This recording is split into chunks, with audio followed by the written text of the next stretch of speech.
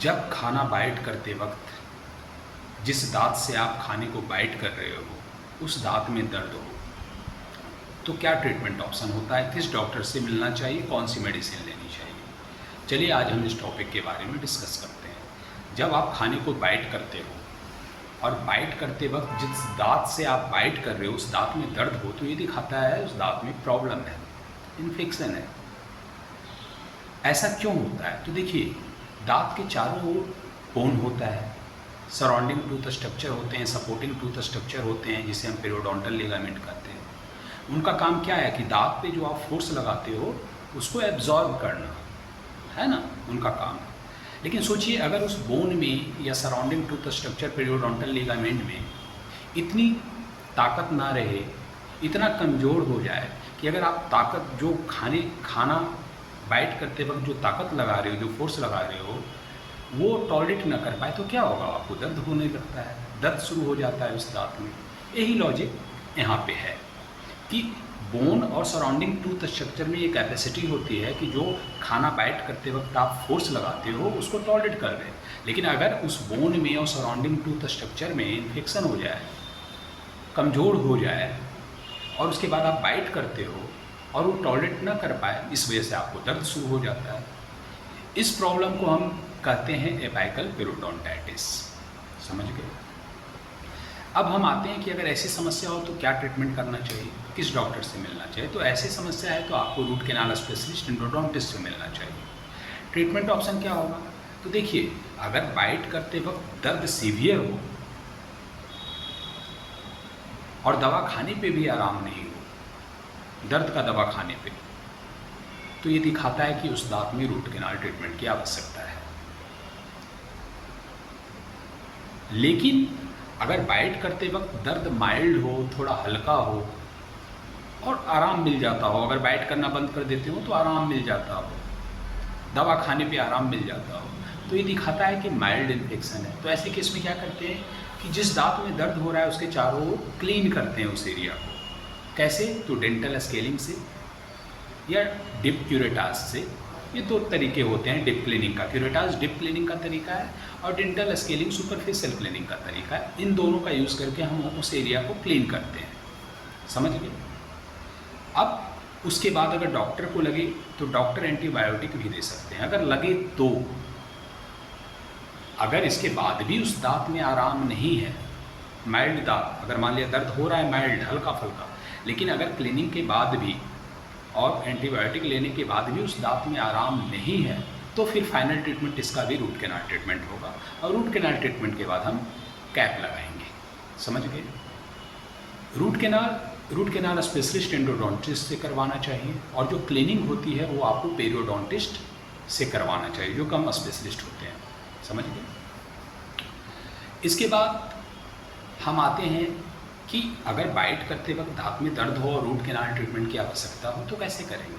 तो सबसे पहले जिस दांत में दर्द है उस दांत के पास एक लैंडमार्क होता है, वहाँ पे जाके हम लोकल एनेस्थीसिया देते हैं ताकि आपका वो एरिया नम हो जाए और जब रूट कैनाल ट्रीटमेंट हो तो आपको दर्द ना हो। उसके बाद हम उस एरिया को आइसोलेट करते हैं ताकि ट्रीटमेंट करते वक्त सलाइवा वगैरह उस दांत में के अंदर ना जाए, और जो हम इंस्ट्रूमेंट यूज़ करते हैं बाय मिस्टेक वो इंस्ट्रूमेंट आपके शरीर के अंदर ना जाए, इसलिए हम उसको रबर डैम से आइसोलेट कर देते हैं उस दांत को। समझ गए? उसके बाद एयर रोटर और इंस्ट्रूमेंट होता है, एयर रोटर इंस्ट्रूमेंट होता है। उसके माध्यम से हम क्या करेंगे, जो दांत का सबसे ऊपर का लेयर, जैसे दांत के दो पार्ट्स होते हैं, क्राउन, रूट बोन में होता है, रूट के अंदर स्पेस होता है जिसे कैनाल कहते हैं, रूट के चारों ओर पेरियोडोंटल लिगामेंट स्पेस होता है जो सपोर्टिंग टूथ स्ट्रक्चर है, और उसके चारों रूट बोन में होता है। समझ गए? फिर जो पार्ट दिखता है दांत का मुंह में उसे हम क्राउन कहते हैं। उसके तीन पार्ट्स होते हैं, इनामल सबसे ऊपर का, डेंटिन उसके नीचे, पल्प डेंटिन के नीचे। कैनाल और पल्प में ब्लड सप्लाई और नर्व सप्लाई होते हैं। जब भी आपको कोई इन्फेक्शन होगा तो वो अफेक्ट होते हैं ब्लड सप्लाई, नर्व सप्लाई। तो रूट कैनाल में हमारा उद्देश्य क्या रहता है कि जो इन्फेक्टेड नर्व हैं, ब्लड सप्लाई, उनको हटाना है। तो कहाँ होते हैं? कैनाल में और पल्प में। तो हमें कैनाल और पल्प पहुंचना है उन्हें साफ करने के लिए। तो कैसे पहुंचेंगे?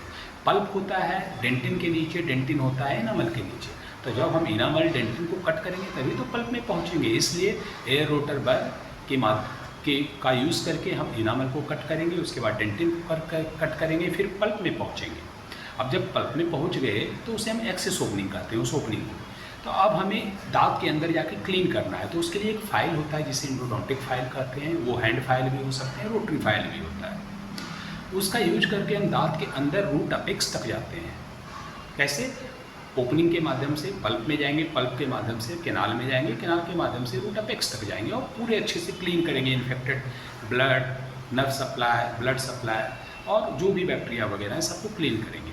उसके बाद हम केमिकल इरिगेंट यूज़ करते हैं, केमिकल सॉल्यूशन यूज करते हैं, जैसे सोडियम हाइपोक्लोराइड, क्लोरहेक्सेडिन, सलाइन, सिरिंज का यूज करके और उसे दांत के अंदर जाके अच्छे से उस केमिकल का यूज़ करके हम दांत को क्लीन करते हैं ताकि कोई भी इन्फेक्शन अंदर ना रहे। इस प्रोसेस को इरिगेशन करते हैं। जब ये अच्छे से क्लीन हो गया तो उसके बाद हम क्या करेंगे कि जो अगर क्लीन होने के बाद सिम्टम्स ना रहे, मतलब दांत का दर्द खत्म हो जाए, सब कुछ खत्म हो जाए, तो उसके बाद हम क्या करेंगे, जो स्पेस क्रिएट हुआ है रूट के अंदर, जो केनाल है, उसे हम भर देंगे गट्टा पर्चा से, जो फिलिंग मटेरियल है। उसको भरने के बाद जो ओपनिंग हुई है, एक्सेस ओपनिंग, उसको हम टूथ कलर के मटेरियल से भरेंगे। उसके बाद हम उसके ऊपर कैप लगा देंगे। अब बोलोगे सर कैप लगाना क्या ज़रूरी है?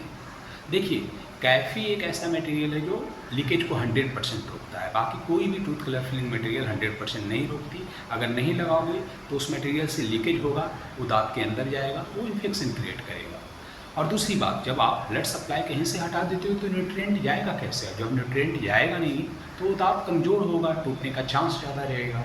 तो कैप उसको बचाता है, दो कारण, समझिए।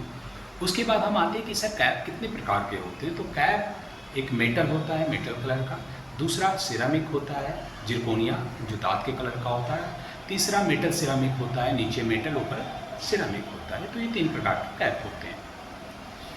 ट्रीटमेंट किनसे करवाना है याद रखिएगा, रूट कैनाल स्पेशलिस्ट से रूट कैनाल ट्रीटमेंट, और जो गम क्लीनिंग होगी वो करवाना है पेरियोडोंटिस्ट से। एंटीबायोटिक अगर बोलें डॉक्टर तब लेना है, खुद से नहीं लेना है। दर्द का टैबलेट अगर दर्द हो तो डॉक्टर के सलाह पर लें। कुछ लोग दर्द का टैबलेट खाते हैं तो गैस बनती है तो एंटी एसिड ले सकते हैं, लेकिन डॉक्टर के सलाह पर। माउथ वॉश खुद से नहीं लेना है, डॉक्टर के सलाह पर लेना है। समझ गए सारी बातें? अगर कोई डाउट है तो आप हमसे पूछ सकते हैं कमेंट बॉक्स में कमेंट करके, सोशल मीडिया के माध्यम से। अगले वीडियो में नए टॉपिक के साथ आऊँगा। तब तक आप अपने मुंह के स्वास्थ्य का ध्यान रखें। Take care. इसी तरह मुस्कुराते रहें।